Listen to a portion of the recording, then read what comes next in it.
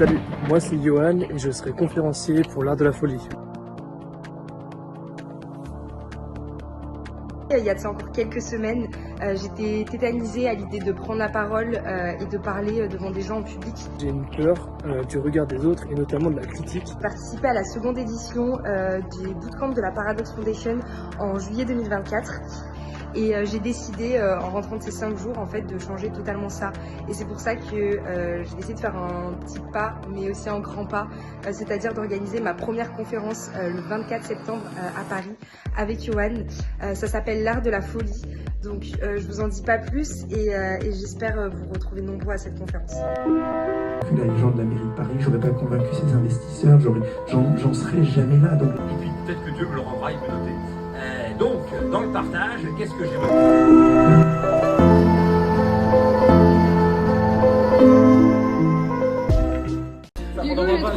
C'est des choses excessives.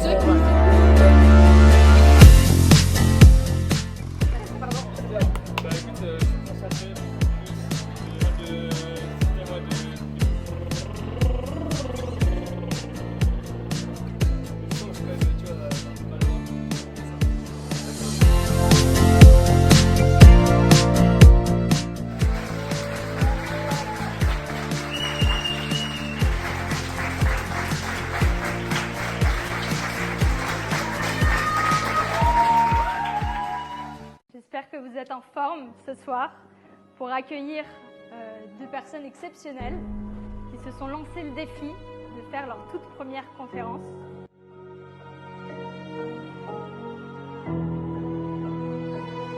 Le stress monte un peu quand même.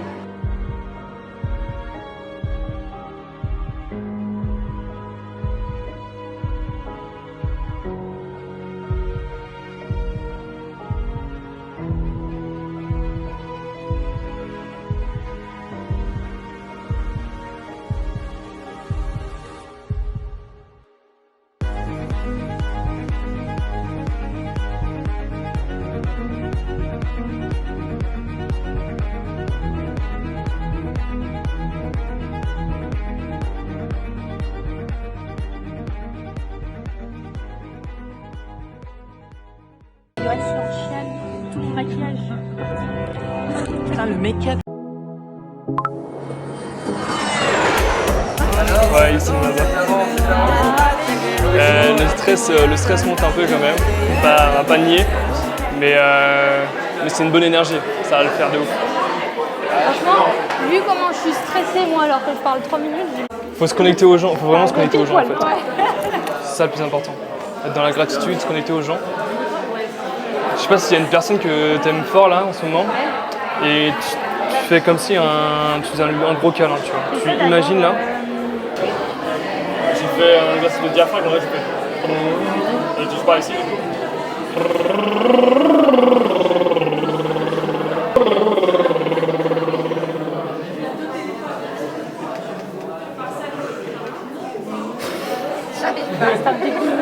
Je sens que j'ai quand même, tu vois, un peu mal au ventre et tout. C'est normal. Moi je suis ultra stressée, genre plus que... Non je rigole. En vrai je suis plus stressée pour eux, j'ai envie de bien les introduire. J'ai envie de pas bafouiller pour que ce soit bien pour tout le monde. Mais je les sens confiants.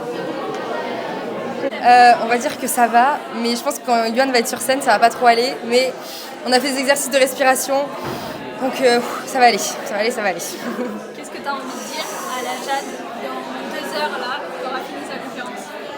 Ok, je pense que je lui dirai bravo parce que je sais que je pense à la Jade dans 10 ans et elle sera hyper fière de l'avoir fait. Et même si là je n'arrive pas à prendre conscience, je sais que plus tard je serai trop contente et puis de voir tous les gens qui nous soutiennent, genre c'est incroyable, donc c'est génial. Hello. Coucou. Vous allez notre faire? Merci pour ton message. Ouais, merci Caro. Stressé, mais on va y aller. Le stress c'est bon, hein? Ouais, ça fait vivre. Vous savez que c'est bon le stress, hein? C'est du bon stress, hein? Faut aussi de faire ça.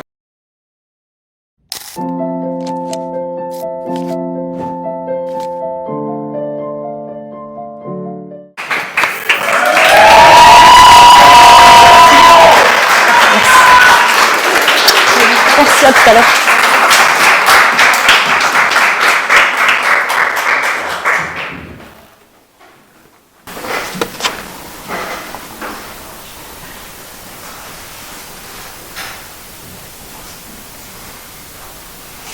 Je suppose que ce silence vous a fait quelque chose. Peut-être qu'il vous a intrigué, vous vous êtes dit, mais il a déjà oublié son texte alors qu'il n'a pas encore commencé. Peut-être vous étiez peut-être à l'aise. Je sais qu'il y a des personnes qui détestent être en silence avec soi-même. Peut-être d'ailleurs vous avez pensé à complètement autre chose, à votre dead-sitter de ce soir, ou bien peut-être à votre rendez-vous professionnel qui va être demain et qui commence un petit peu à vous stresser. Et en fait, je ne vous en veux pas du tout que vous pensiez à autre chose. À vrai dire, on a entre 60 et 80 000 pensées par jour. Ces pensées-là, eh bien, ça façonne notre réalité. Ça donne un sens à nos émotions. C'est pour ça d'ailleurs qu'on appelle ça un sentiment. Et finalement, comme le dit Descartes, je pense, donc je suis. Donc ces pensées-là sont ultra importantes pour nous. Mais le truc, c'est que 95% de ces pensées-là, eh ben, elles se répètent et sont automatiques. Ces schémas qui se répètent constamment. Je vais prendre un exemple. Peut-être que dans votre couple, vous commencez une relation, tout est beau, tout est rose, et puis c'est marrant, mais au bout de quelques mois, au bout de quelques semaines, les mêmes conflits commencent à émerger. Les mêmes conflits que vous avez reprochés à la personne juste avant. Un autre exemple. Vous commencez à vous voulez vraiment améliorer votre santé. Et donc vous vous dites, bon, on va commencer le sport. Ou bien je vais commencer un régime. Vous êtes enthousiaste à l'idée de commencer ça. Et puis pareil, au bout de quelques semaines, vous arrêtez sur le jeu. Vous pensez que c'est un hasard?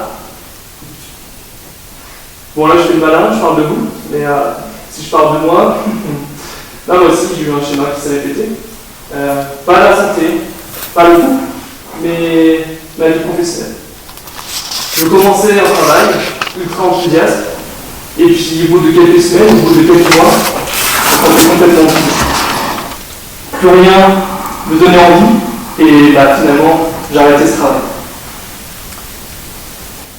Et finalement, en fait, ce que je voulais, c'était juste un travail et une place dans la société. Et finalement, bah, vous savez très bien que le job est super important dans notre vie, ça prend énormément de place. Donc, je me suis posé des questions, je me suis posé la question, mais pourquoi j'avais ces schémas qui se répétaient? Est-ce que ces schémas, en fait, finalement, me définissaient? Donc ce soir, je vais vous inviter d'entrer dans ma tête et dans mes schémas de pensée. Et peut-être que ma prise de conscience, finalement, de ce schéma, fasse aussi écho en vous et que vous pensez à vos schémas de pensée. Donc je m'appelle Johan, pour ceux qui ne me connaissent pas, j'ai 26 ans et comme je disais, j'avais un schéma. Ça fait 4 ans que je suis dans la vie active et toujours, on commence un nouveau travail, toujours content. Et puis au bout de quelques semaines ou quelques mois, j'arrête. Et c'est vraiment un sentiment très dur de ne pas trouver sa place. Et je vais vous raconter notamment une histoire, celle de mon premier CDI. C'était début 2022, je commence un travail à Paris en tant que product manager. En anglais, ou en vrai c'est chef de produit digital. Okay. J'étais en consulting pour des grosses boîtes. Super content de commencer ce travail. Ma famille était super fière de moi. Quand j'en parlais à tonton et à tata à Noël, c'était super. J'étais super content pour moi aussi. Mais au bout de quelques semaines, tous les matins, j'avais une boule. Tous les matins, finalement, je me réveillais aussi fatigué que comme si je n'avais pas dormi. Je répétais les journées, métro, boulot, dodo. Je pense que s'il y a des Parisiens dans la salle, vous connaissez un petit peu ça. Et mon corps a commencé à parler. J'ai perdu beaucoup de choses, alors que de base, ça se voit, je ne suis pas très gros. À chaque fois qu'on critiquait ma pensée, j'avais l'impression que c'est moi qu'on m'attaquait. Et pire encore, j'étais complètement déconnecté de mes émotions. Plus rien. Pas de tristesse, pas de joie, rien du tout. J'étais comme passager en fait de ma propre vie. Et puis arrivé à la vie de point de vue. Vous savez très bien, quand on perd quelqu'un d'essentiel dans sa vie, une figure, eh bien on se sent très triste. Eh bien, en avril 2022, j'ai perdu mon papy. Et ça a été un petit peu bizarre parce que je ne sentais plus rien depuis quelques mois. Et là, la tristesse que m'a donné mon papy, ça a été comme une renaissance. C'est hyper bizarre. Et vous me prenez peut-être pour un fou, mais vraiment, cet enterrement, ça a été comme une renaissance. Ce second sentiment, après la tristesse, est apparu, et finalement, mon papy m'a donné sa dernière leçon de vie. Il m'a montré à quel point j'étais complètement éloigné de moi-même, que je me connaissais, mais pas du tout. Alors que ça faisait 24 ans que je me côtoyais dans le corps, finalement. Mais c'est marrant, mon travail que j'avais choisi, je crois, et ben ça ne me correspondait pas du tout.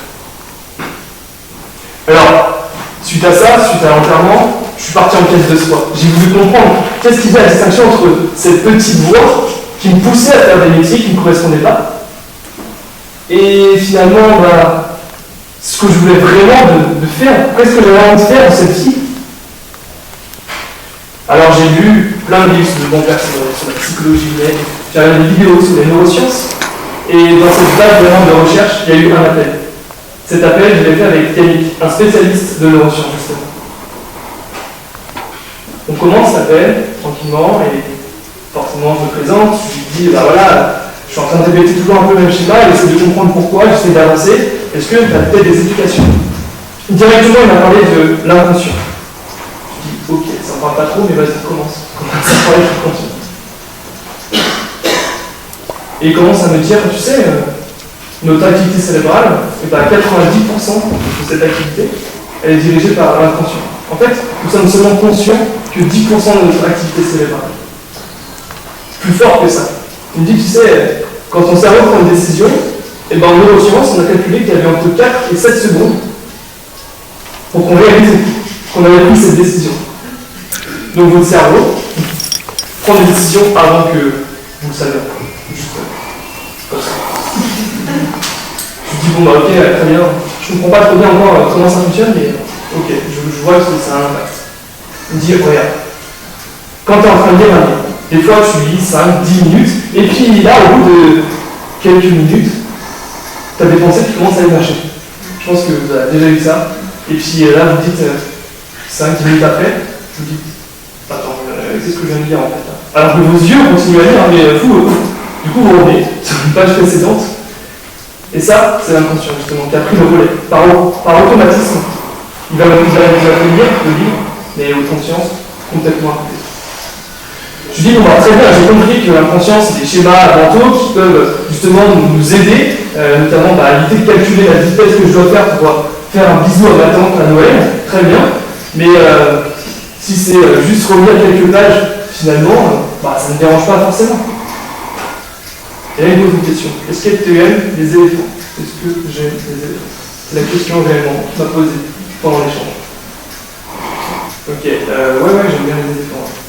Ok. En fait, les maîtres éléphants, quand ils ont un éléphanteau, un nouveau, eh bien ils accrochent l'éléphanteau à une petite cordelette et un piquet. Forcément, il n'est pas encore développé musculairement, donc il a beau se débattre, non, il va se bloquer là. Mais le truc, c'est que quand il grandit, quand il devient un éléphant capable de défoncer clairement cette cordelette, eh ben non, il ne le fait pas. Pourquoi? Parce qu'il a une croyance qu'il a intériorisée au fond de lui, que la petite cordelette ne peut pas la briser. Il faut vraiment comprendre que finalement, la réalité a complètement changé entre le moment où il est éléphanteau et maintenant.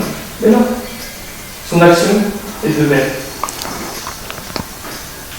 En fait, il faut voir l'inconscient, finalement, comme des filtres, comme des lunettes qu'on met tous les matins et qui nous donnent quelque chose de la réalité, là, qu'on perçoit de temps en temps. Tu dis, ok, bon là, je commence vraiment à comprendre l'impact quand même de l'inconscient. Et il me dit, tu sais, pour finir, Johan, j'aimerais parler d'un truc. C'est paradoxal, mais notre inconscient, en fait, il adore la sécurité. Et lui, pour lui, la sécurité, c'est ce qui est familier. Parce que l'inconnu, pour lui, il déteste ça. Vraiment, il déteste.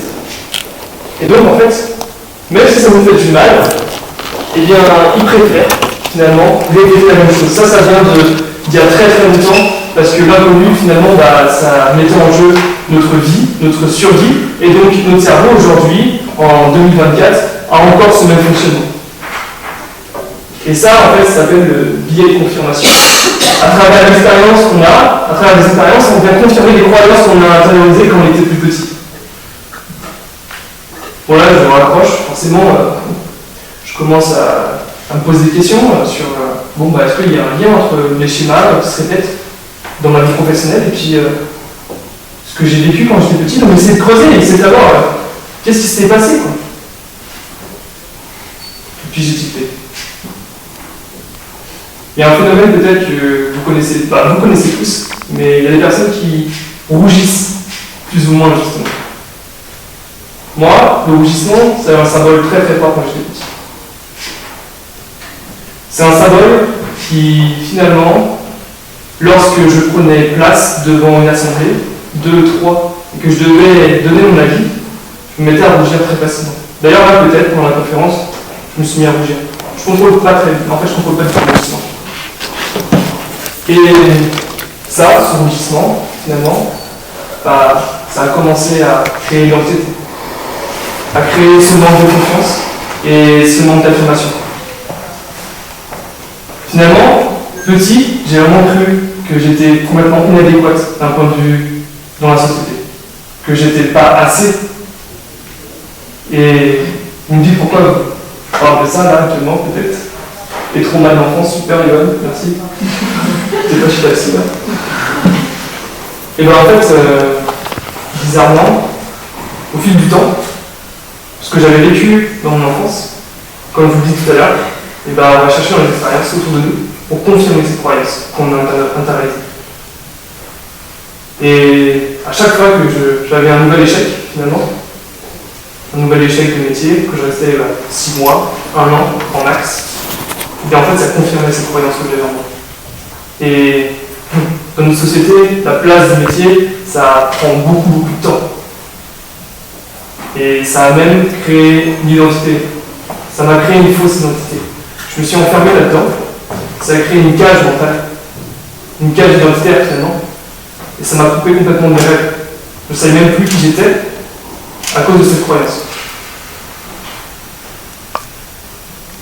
Bon, c'est pas une fatalité. Si je suis là à parler de ça, c'est parce que justement j'ai réussi à prendre conscience de ça. Et il faut justement débloquer ces automatismes pour pouvoir avancer. Bon, c'est simple comme ça, mais ça a pris un peu de temps. Il y a 2 expériences que j'aimerais vous donner aujourd'hui qui peut-être va vous permettre de monter en conscience par rapport à ça, parce que clairement, ce qu'il faut, c'est juste se rendre compte de comment on perçoit les choses. Il y a des faits et des histoires. Les faits sont finalement le rougissement, par exemple, un arrêt de travail. Et l'histoire, qu'est-ce qu'on va mettre autour de ça? Comment on perçoit la chose? Ça a un impact. Et ça prend beaucoup de temps, mais j'ai 2 expériences notamment qui m'ont aidé là-dedans. Ça a été, le voyage. Le voyage, en fait, l'objectif était très simple. Comme j'étais complètement perdu, suite à l'enterrement de mon papy, il a arrêté de travailler en tant que product manager, je suis parti à l'étranger. Je suis parti 10 mois en backpack, en Nouvelle-Zélande. Et en fait, ça m'a permis de changer l'environnement. Parce que oui, votre environnement a un impact incroyable sur vous. C'est pour ça d'ailleurs qu'on dit qu'on est la moyenne des 5 personnes qu'on côtoie. Et donc, forcément, en changeant d'environnement, j'ai pu me délaisser toute cette identité que j'avais créée finalement avec tous ces échecs professionnels. Et j'ai commencé à m'amuser au final dans un job complètement incohérent. J'étais barista la semaine, donc je faisais des cafés. Le soir, j'ai créé une plateforme de covoiturage en web. Et l'après-midi, le week-end, pardon, je faisais des crêpes. Et je vendais des crêpes sur un marché. Parce que, un peu de breton là-dedans, c'était pas mal en Nouvelle-Zélande. Mais c'était n'importe quoi, on peut dire c'est vraiment chaotique parce que j'étais en train de faire. Mais en fait, je me suis juste amusé dans mon travail. Et pour moi, c'était important d'enlever ces croyances que j'avais créées suite à tous ces échecs. Bon, je suis revenu en France. Et même environnement, forcément, on retombe dans le même truc. pareil, même manière, je suis retombé là-dedans, j'ai eu un travail. J'ai été chargé de projet pour une start-up dans l'investissement locatif. Pareil, je suis resté 7 mois. Et il y a autre chose en fait qui m'a quand même aidé. Une deuxième expérience que j'aimerais vous partager aujourd'hui, c'est l'écriture. En fait, un jour, j'ai commencé à écrire juste sur mes fleurs. Sans jugement, juste, j'ai commencé à écrire. Ce jour-là, j'étais avec ma maman, et on rentrait justement de Guérande pour aller vers Nantes. Et bizarrement, je me suis effondré. J'ai pleuré. Mais pleuré de gratitude. À ce moment-là, ma maman s'est vraiment inquiétée. Elle s'est dit, bon, on va te poser sur ma côté là, parce que tu vas vraiment pas bien. C'est la première fois que tu te vois comme ça, il n'y a aucun contexte qui fait que tu devrais pleurer, et là tu pleures comme ça.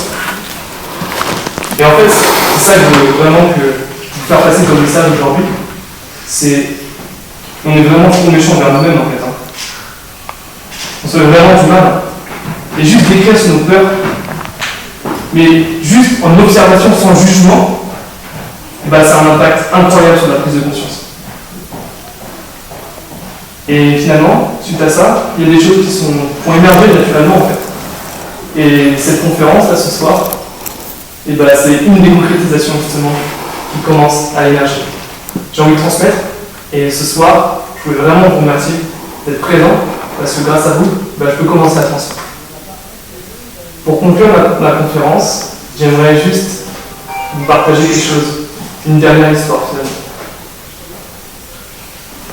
Il y a quelques années, ma maman fêtait son anniversaire, bon, comme tous les ans. Mais sauf que là, cette année, c'était un peu spécial. J'aime beaucoup donner et faire des cadeaux un peu originaux, comme un bon fils, quoi. Que ce soit pour mon papa ou pour ma maman que j'aime fort, j'ai voulu faire quelque chose de spécial. J'ai voulu chanter une chanson. J'ai voulu chanter une chanson qui était très chère pour elle. Et donc, pour préparer ça, forcément, je me suis mis à faire des cours. J'ai fait des cours de chant pour être à la top justement de cet événement qui va se passer là dans quelques semaines. Et j'ai voulu confirmer en fait quelques jours avant. Tout passait super bien. Alors, j'adorais les cours de chant, c'était incroyable. Je prenais la main, plaisir, vraiment, c'était vraiment cool.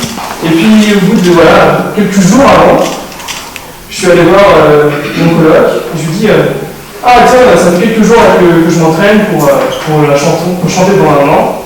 Est-ce que tu veux bien, s'il te plaît, juste m'écouter et puis tu me dis ce que tu en penses. Puis là, il me sort une phrase. Ah, tu chantes vraiment juste, mais ta voix, moi j'aime pas trop. Okay. Finalement, c'est juste un fait, juste une phrase.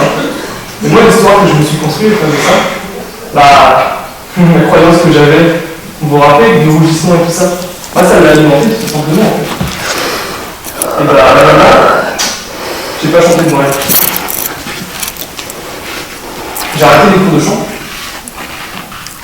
Vous vous rendez compte, une petite phrase, l'impact que ça peut avoir sur nous. Juste parce que l'histoire qui me suit derrière ça, le fait que ça a alimenté ma croyance, en fait, que ce soit positif ou négatif, mais peu importe. Et donc ce soir, normalement dans la salle, j'aimerais faire un slam devant tout le monde. Ce slam, c'est pas que un truc que je veux faire avec ma maman. En fait, je veux vraiment que ce slam soit comme un symbole pour vous, qui vous permet justement de vous connecter si jamais demain vous voulez justement prendre du recul par rapport à vos schémas qui se répètent et vous n'êtes pas forcément très heureux par rapport à ça. Et bien, pensez juste à ce slam là, et peut-être que ça va vous aider. Cette chanson d'ailleurs, vous pouvez la retrouver, c'est la chanson de Isolde Corps. Donc je vais faire du slam, ceux qui la connaissent, désolé, ce sera pas du tout la même chose. Et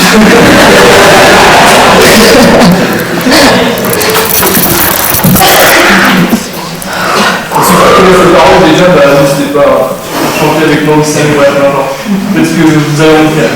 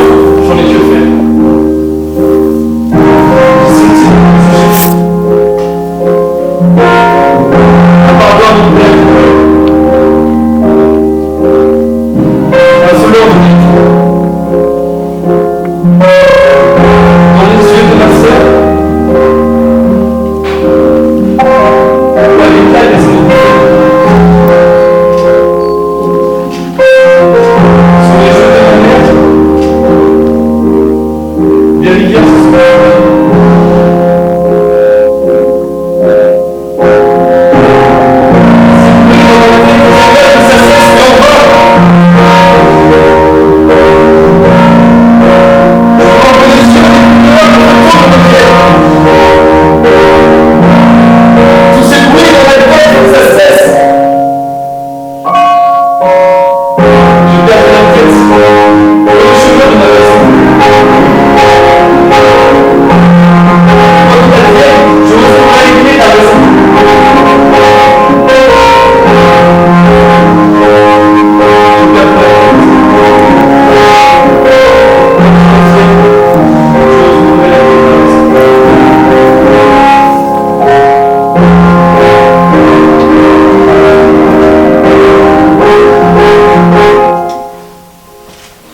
merci beaucoup.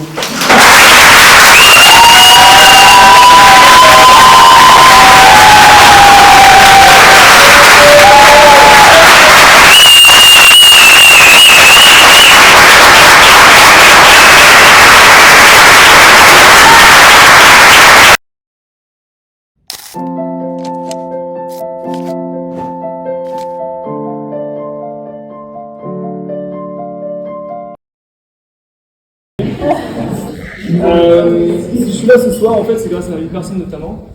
Cette personne, c'est Jeanne. En fait, c'est elle qui est à l'initiative de cet événement. Et je me suis rajouté quelques heures après, parce que j'ai trouvé ça vraiment incroyable ce qu'elle faisait. C'est vraiment elle qui m'a inspiré, parce que j'ai senti un truc incroyable quand elle l'a annoncé. On a un groupe là avec le bootcamp, et quand elle l'a annoncé au groupe, en fait, j'ai vraiment senti que ça me parlait. J'avais extrêmement peur. J'avais vraiment très très peur. Alors que c'est elle qui avait annoncé le truc, hein. Moi j'avais rien dit. Hein. Et je me suis dit, en fait c'est ça, cette peur-là, ça montre quelque chose, ça montre qu'il y a quelque chose de très important pour moi, de pouvoir s'exprimer. Donc s'il vous plaît, faites un tonnerre d'applaudissements pour Jeanne.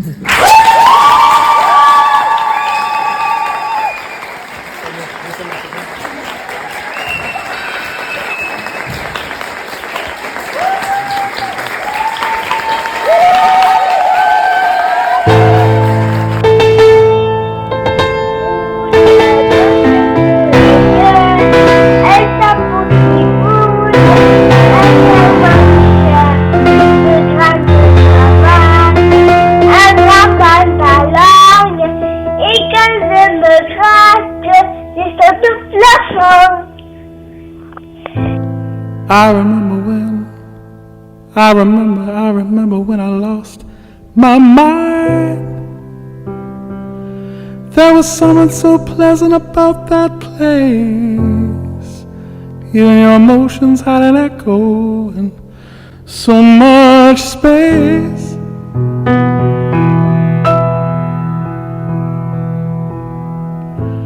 When you're out there without care, yeah, I was out of touch. Ooh, but it wasn't because I didn't know enough. I just knew too much. Does that make me crazy? Does that make me crazy? Does that make me crazy? Probably.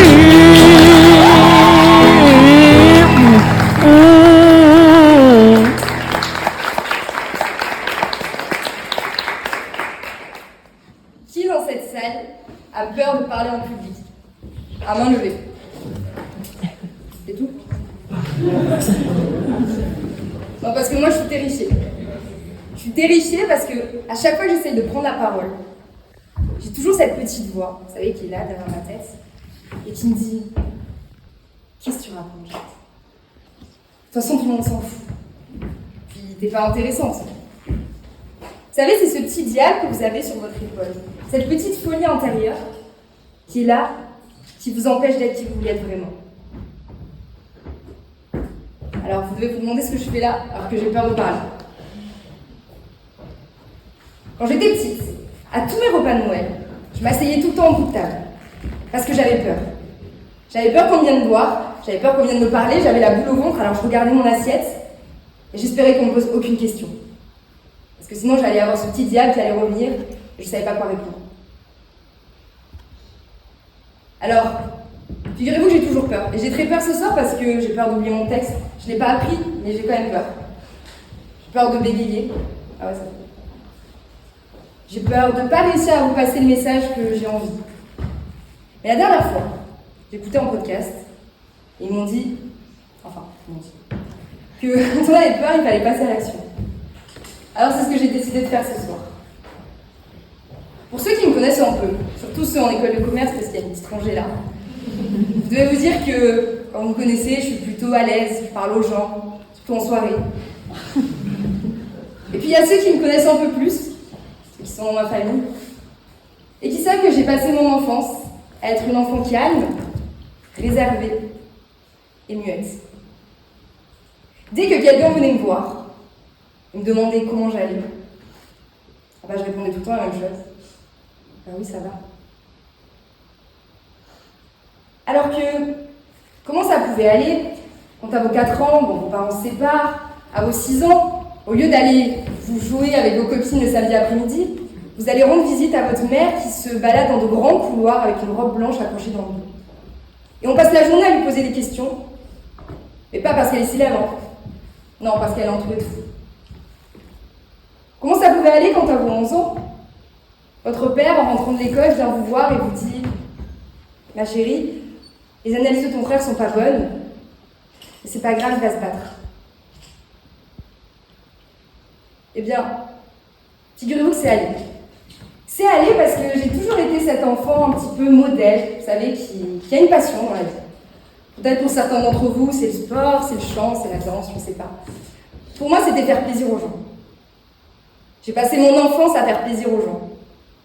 C'est-à-dire, je disais oui à tout. Je ne me plaignais pas. Et je travaillais bien à l'école. J'ai toujours été forte et puis forte à l'école. Et puis, il y a quelques années, quand j'avais 11 ans, j'étais exactement dans cette position. Dans une belle église. J'étais à côté du cercueil de mon frère. Et il y avait des centaines de personnes qui passaient, les unes après les autres, qui me prenaient dans leurs bras et qui me disaient « Courage, Jade, il va falloir être forte. » 6 ans plus tard, j'étais exactement dans la même église, mais à côté du cercueil de ma mère. Et les gens venaient, me prenaient dans leurs bras et me disaient « Courage, Jade, il va falloir être forte. » Et bien c'est ce que j'ai fait. J'ai été forte, et j'ai été surtout très forte à l'école. Tellement forte que j'étais devenue un bout de papier qu'on collait sur le frigo, avec écrit dessus 17,55 de moyenne, passage dans la classe suivante. Et ça, c'était moi. Et dès qu'il y avait quelqu'un qui rentrait dans la maison, on lui disait « Regardez, c'est Jade, elle est sur le frigo. » Elle est là. Voilà, c'était moi. Et alors, j'ai fait ce qu'on m'avait demandé depuis toute petite. J'ai intégré une prépa, là où vous êtes ce soir. Je me levais à 4h, je terminais à 23h, parce qu'on m'avait toujours dit que je devais travailler. Et puis, il m'arrivait de temps en temps, pendant les vacances scolaires, de rentrer chez moi à la maison. J'avais une chambre dans le sous-sol, c'était un peu comme un bunker. Et quand je rentrais, je m'asseyais et qu'est-ce que je faisais d'après vous ? Je travaillais. Donc j'étais à mon bureau. Et puis il arrivait que ma mère descende me voir. Donc elle descendait. Timidement, elle s'asseyait au pied de mon lit et elle me disait « Ça va ma chérie ? Comment ça se passe la prépa ? Tu t'es fait des amis ? Maman, j'ai pas le temps, je dois travailler, est-ce que tu peux repasser plus tard ?» Alors ma mère, elle remontait dans le salon et elle se disait que sa fille, elle voulait pas communiquer avec elle. Mais c'était pas ça. C'était plutôt qu'on m'avait toujours dit que je devais travailler et être forte à l'école. Alors c'est ce que j'ai fait. Un jour, c'était un matin un petit peu brumeux. Je me baladais pas très loin, il y a un parc. Le parc Monceau, est-ce que vous connaissez ? Et puis je marchais, je réfléchissais. Et il y a quelque chose qui a attiré mon attention sur le côté. J'ai tourné la tête, et puis là, je vois sur le banc une petite fille. Une petite fille assise, en train de regarder ses pieds, et je sais pas pourquoi, j'ai senti qu'elle m'appelait. Je me suis approchée vers elle, j'ai marché, je me suis penchée et je lui ai demandé « Voilà, excuse-moi, est-ce que ça va ? Est-ce qu'il y a quelque chose qui ne va pas ?» À ce moment-là, cette petite fille, elle m'a regardée, elle avait les yeux un peu rouges et elle m'a dit « Ah non, tout va bien. » Elle va me la faire à moi. Ah oui, je savais, j'avais passé mon enfance à faire ça, donc je savais qu'il y avait quelque chose qui allait pas. Donc j'ai reposé la question. Une deuxième fois. Et là, en fait, je m'attendais pas à ce qu'elle me réponde ce qu'elle m'a répondu. Alors figurez-vous que je suis partie. Je suis rentrée chez moi travailler. Parce que j'ai paniqué. J'ai paniqué et puis, sur le moment, j'ai pas trop réfléchi. Puis une fois assise à mon bureau, j'ai commencé à cogiter et je me suis dit, et Jade est complètement lâche. Pourquoi tu lui as pas répondu? Alors je me suis fait la promesse. Ah oui, peut-être que je vous dise ce qu'elle m'avait dit, cette petite fille. Non, alors la deuxième fois où je suis arrivée et que je lui ai redemandé, elle m'a dit, en fait, je me pose la question de si la vie vaut la peine d'être vécue. Ben, figurez-vous que qu'est-ce qu'on répond à ça? On est un peu pris de court, on ne sait pas quoi dire. Alors je me suis fait la promesse qu'un jour je répondrai à cette petite fille. Mais je lui dirai pas oui, la vie vaut la peine d'être vécue. Non, la vie ne vaut pas la peine d'être vécue. Mais je lui expliquerai comment j'ai fait pour que moi aujourd'hui, je puisse me dire que la vie vaut la peine d'être vécue. Alors, oui, j'ai que 21 ans. Je suis pas ridée, je suis pas voûtée, j'ai pas 80 balles.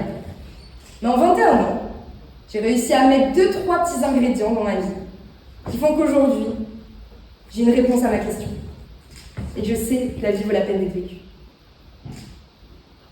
Alors si je suis venue ici ce soir, c'était pour répondre à cette petite fille. Mais aussi à toutes ces personnes qui ont l'impression que la vie passe devant elles et qui se lèvent chaque matin sans savoir vraiment pourquoi ils se lèvent. À toutes ces personnes qui ont peur de s'affirmer. Je me suis dit, comme j'étais une bonne élève, j'allais vous donner ma recette. Alors il faut savoir que c'est pas arrivé comme ça du jour au lendemain. J'ai pas trouvé une recette comme ça. Et ça a commencé un jour où j'ai eu une discussion avec ma mère. Elle était encore malade, elle était allongée sur le lit. Et elle parlait pas beaucoup. Et puis un jour, elle s'est mise à me parler. Et elle s'est mise à me dire, Jade, tu sais, j'ai toujours rêvé un jour dans ma vie d'avoir mon petit magasin de décoration. Et je regrette. Je regrette parce que je l'ai jamais fait. Et à ce moment-là, ça a commencé à semer des graines dans mon esprit. Et je me suis dit, j'ai pas envie d'avoir de regrets dans ma vie. J'ai pas envie, et j'en aurais pas.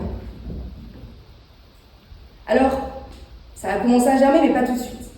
J'ai commencé, donc je suis rentrée en école, j'ai commencé à faire ma vie.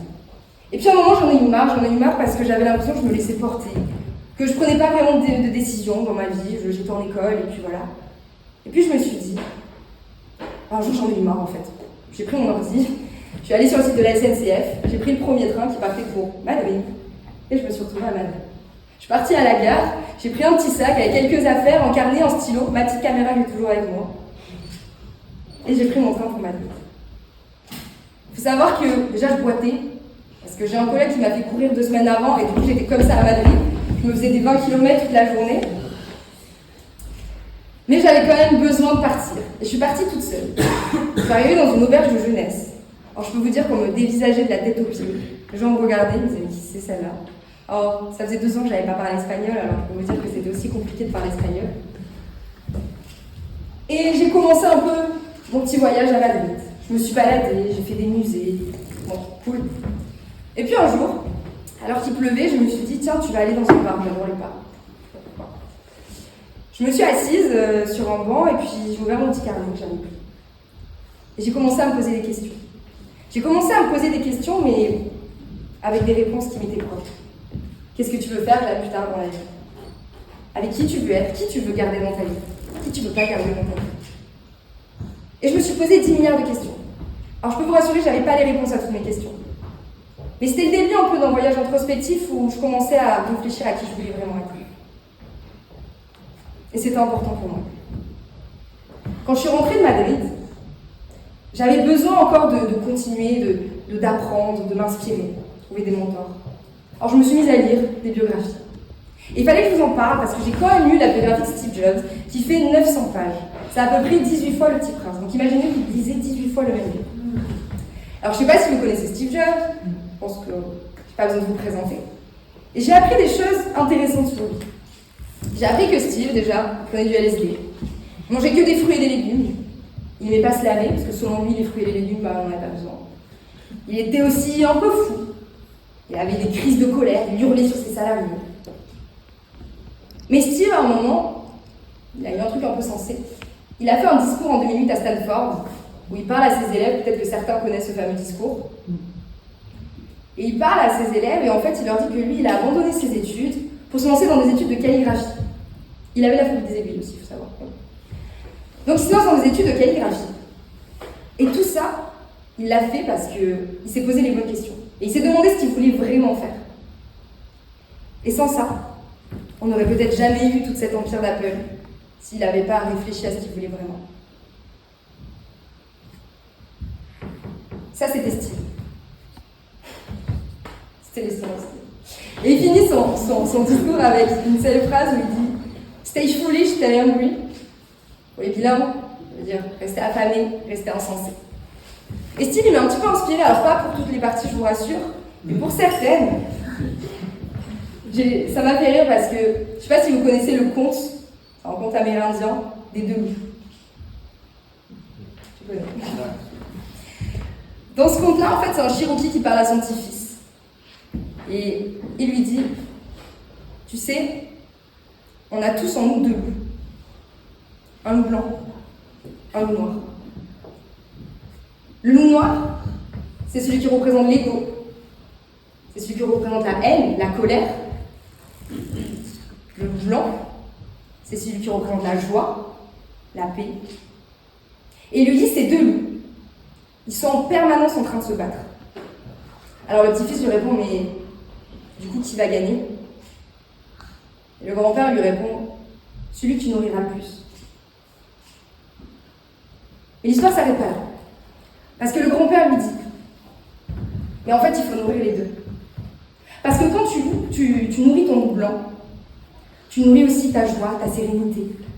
Quand tu nourris ton loup noir, tu nourris aussi ta résilience, ta persévérance. Alors, nourris les deux. Et ça m'a permis de comprendre que, dans ma quête un petit peu introspective, il fallait connaître toutes les parts qu'on avait chez nous, autant les sombres que les mauvaises, pour pouvoir comprendre comment on fonctionnait. Il ne fallait pas faire comme Steve et essayer des fois d'en cacher certaines d'entre nous parce que ça pouvait résulter sur des choses un peu compliquées. Alors ça a été la première partie. J'ai cherché à savoir qui je voulais être et ce que je voulais vraiment dans la vie, sans me faire influencer parce qu'on m'avait dit depuis que j'étais enfant. Ensuite, il y avait l'étape la plus dure pour moi, c'était celle de m'affirmer. Ce que j'avais jamais pu faire en étant enfant. Et ça a commencé par un voyage en Asie. À la fin de ma première année d'école de commerce, on nous obligeait à partir à faire un stage à l'étranger. Et alors j'avais des gens dans mon entourage qui me conseillaient de ne pas aller trop loin, parce que 6 mois c'est long. Vous savez, quand vous partez 6 mois quand même, en Espagne, j'ai hâte. Pas à Bruxelles. C'est pas loin, on a juste la frontière à traverser. Mais moi j'avais envie de liberté. J'avais envie de partir loin, de vivre des aventures. Et alors je me suis dit, je m'en fous. Je pars en Asie. Je me suis retrouvée 6 mois à Bangkok. C'était l'année dernière. Et puis quand je suis arrivée, en fait, j'avais trouvé le premier stage qui m'était tombé sous le nez. Et je suis tombée chez un avocat fiscaliste. J'espère qu'il n'y en a pas dans la salle parce que ça s'est pas super bien passé. Cet avocat, en fait, il m'a donné beaucoup de travail. Jusqu'à là, tout allait bien. Et quand il m'envoyait des messages à 20h pour finir les choses, jusqu'à 23h, il me donnait des piles comme ça de contrats en taille à corriger. J'étais pas payée. Je peux vous dire que bon, je me suis posé des questions.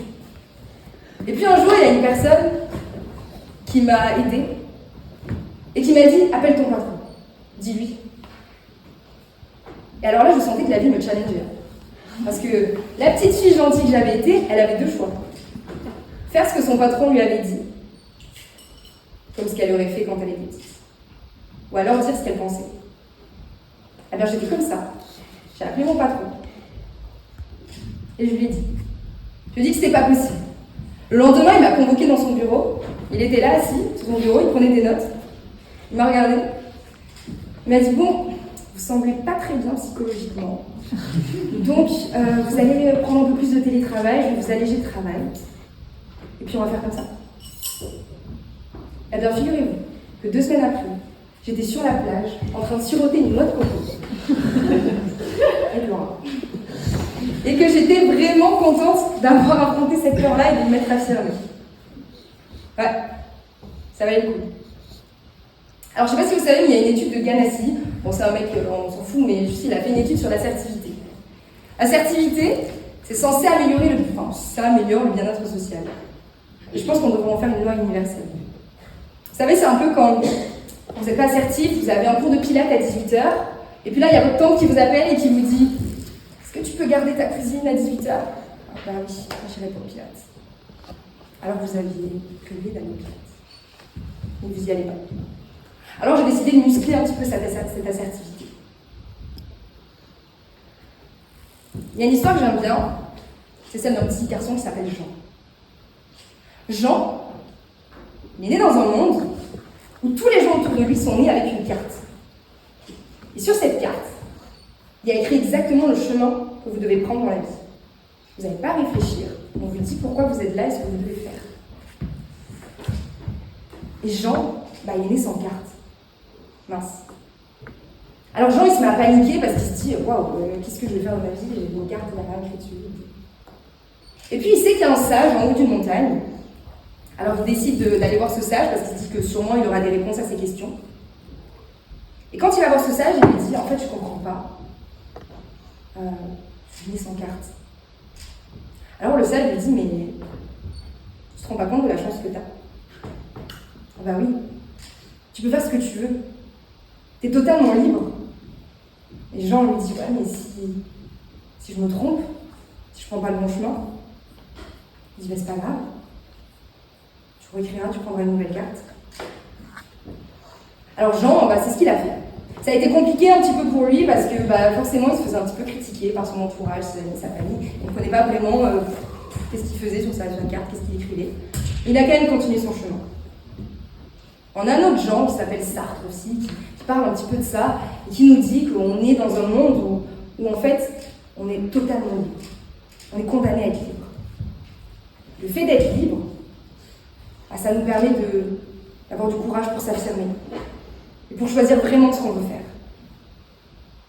Une fois que j'ai commencé à m'affirmer, ce voyage, c'est bien beau de parler, il faut passer à l'action. Alors ma troisième étape, c'était d'affronter mes peurs et de passer à l'action. Toujours quand j'étais en Asie, je ne sais pas si vous savez, mais j'aime bien écrire, je me suis mise à écrire. Je me suis mise à écrire et je me suis dit, tu vas écrire un livre. Tu vas écrire un livre. Comme vous savez, la communication, c'était pas trop ça chez moi. Et je me suis dit, pourquoi pas communiquer par un livre? Alors c'est ce que j'ai fait. Pendant 3 mois, j'ai écrit tous les soirs. Avec l'intention un jour de publier ce livre, je savais pas trop quand, mais je me suis dit, tu vas le faire, même si tu as peur. Et je m'étais fixé une date. Un jour, en décembre, je me suis dit, ce jour-là, tu publieras ton livre. Alors je peux vous dire que le jour où j'ai fait mon post LinkedIn, j'étais effrayée. J'étais comme ça, cher réseau. Voici mon livre, publié. J'ai fermé l'ordi, je me suis barrée. Mais j'étais effrayée. Je me suis dit, mais tu vas revenir en plus à l'EM, tout le monde va dire, t'as écrit un livre, j'étais effrayée. Mais je me suis dit, fais-le. Fais-le, et il faut savoir que quelques semaines plus tard, j'ai reçu un message. Un message sur Messenger, j'ai vu un gros pavé comme ça, je me suis dit, waouh, tu vas te faire engueuler. Qu'est-ce que t'as fait? Et c'était quelqu'un que je connaissais pas, qui avait lu mon livre, et qui m'a dit, waouh, mais merci. Merci pour ce partage parce que j'ai vécu exactement la même chose que toi. Et en fait, je me suis retrouvée dans ce que tu as dit. Et ça m'a fait tellement du bien. Alors merci d'avoir eu le courage de partager ça. Et là, je me suis dit, mais waouh! En fait, ça valait le coup de dépasser cette peur parce que j'ai aidé quelqu'un. Et c'était le plus beau des cadeaux que je pouvais me faire et que je pouvais lui faire. Je ne sais pas si vous connaissez ce cercle un peu, on le voit des fois sur les réseaux. Vous avez votre zone de confort. Puis quand on sort de la zone de confort, il y a la zone de la peur. Après la zone de la peur, il y a la zone de l'apprentissage. Une fois que vous sortez de là, il y a la zone de magie. Alors maintenant, à chaque fois que j'ai une peur, je pense à la zone de magie qui est derrière. Et c'est tout de suite plus simple. Vous avez peut-être vu récemment le reportage d'Inoxtag qui a gravi l'Everest. Eh bien, c'est pas les personnes les plus courageuses qui nous inspirent, les personnes qui dépassent leur peur. Et c'est pas beau d'inspirer les gens, si on s'est inspirés tous entre nous. Alors, trouvez-vous en référent, je sais pas. Gravissez votre Everest. Une fois que j'ai décidé de comprendre comment fonctionnait la peur et comment je pouvais la dépasser, j'ai conscientisé aussi le fait que je voulais pas avoir de regrets. Je voulais pas avoir de regrets parce que la facture des regrets, elle peut être lourde. Vous voyez, votre facture, vous avez le prix à la fin, perso, j'ai pas envie de la payer. Alors, je me suis dit que j'aurais pas de regrets. Nietzsche parle de l'éternel retour. L'éternel retour, il nous conseille, pas un conseil, mais de nous imaginer en fait notre vie, notre journée, qui se répète tous les jours, et nous dire, est-ce que c'est la vie que je veux? Est-ce que si cette journée, elle se répétait indéfiniment, ce serait la journée avec laquelle je veux finir? C'est un peu comme ce film Un jour sans fin. L'histoire d'un mec qui se réveille tous les matins, il a la même musique, il a la même vie, il ne comprend pas. Alors au départ, un vieux aigri. Au fur et à mesure, il commence à comprendre qu'il vit la même journée, donc il décide de changer sa journée et de faire des choses un peu plus fun dans sa vie. La dernière fois, j'ai eu une discussion avec une personne qui est dans la salle et qui peut-être se reconnaîtra, qui est chez moi. Et je lui ai posé une question, et je lui ai dit, est-ce que tu as des peurs dans la vie?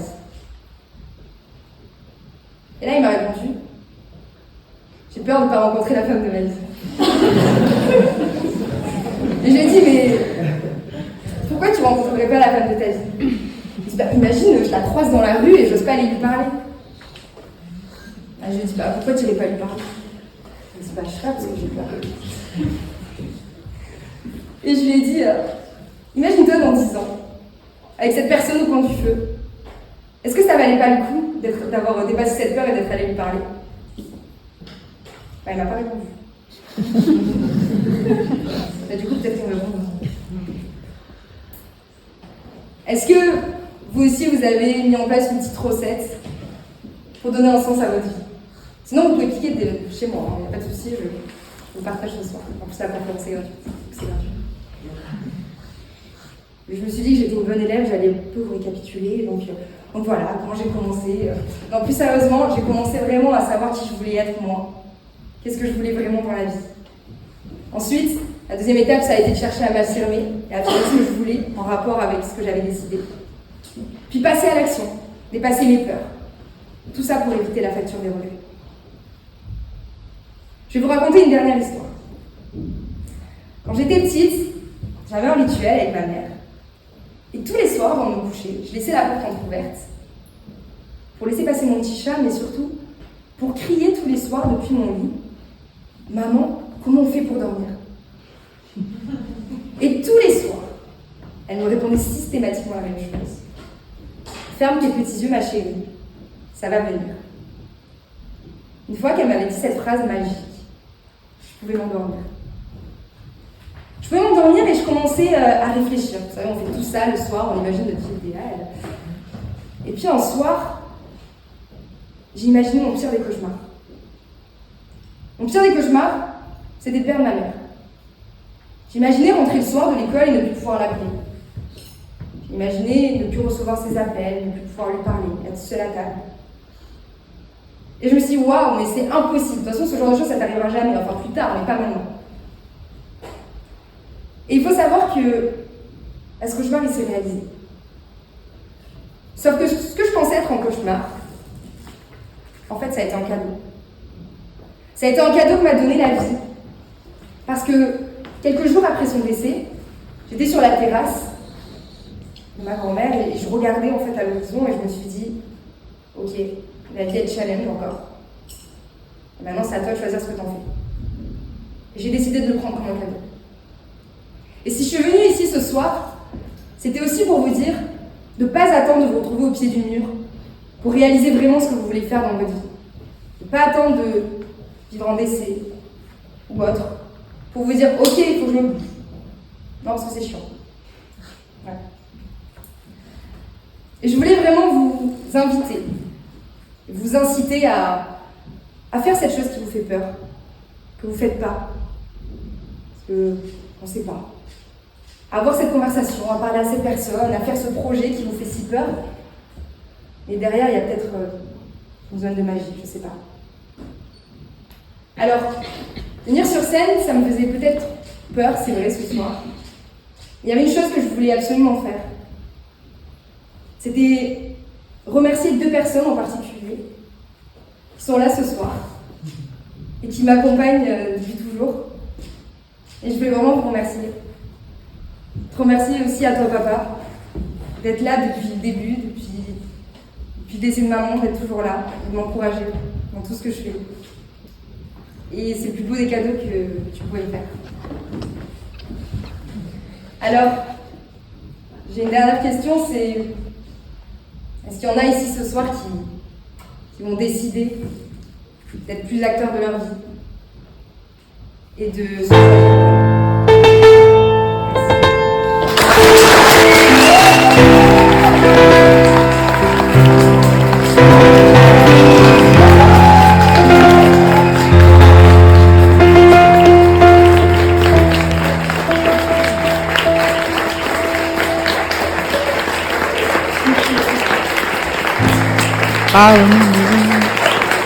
I remember when I lost my mind.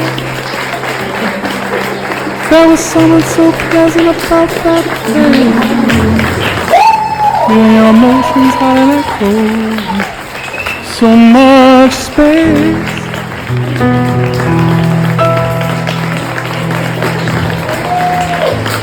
When you're out there without care, I was out of touch.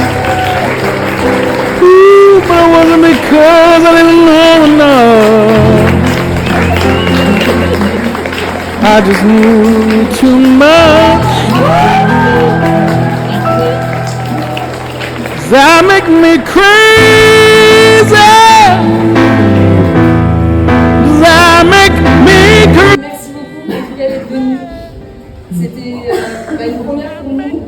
Et on est vraiment hyper heureux de se sentir soutenus. C'était, je sais pas, c'était incroyable. C'est incroyable, vraiment incroyable. Merci à vous. Ouais, merci à Calypso, merci à la Paradoxe.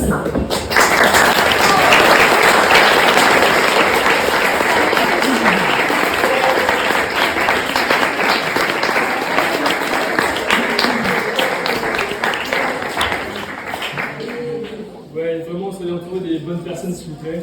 Soyez bienveillants autour de vous parce que c'est grâce aux personnes qui sont autour de vous qui vous permettent de vous pousser et d'aller vers l'avant. Et juste, voilà, Jade, c'est la preuve. Ce soir, grâce à elle, je suis là. Donc, Merci.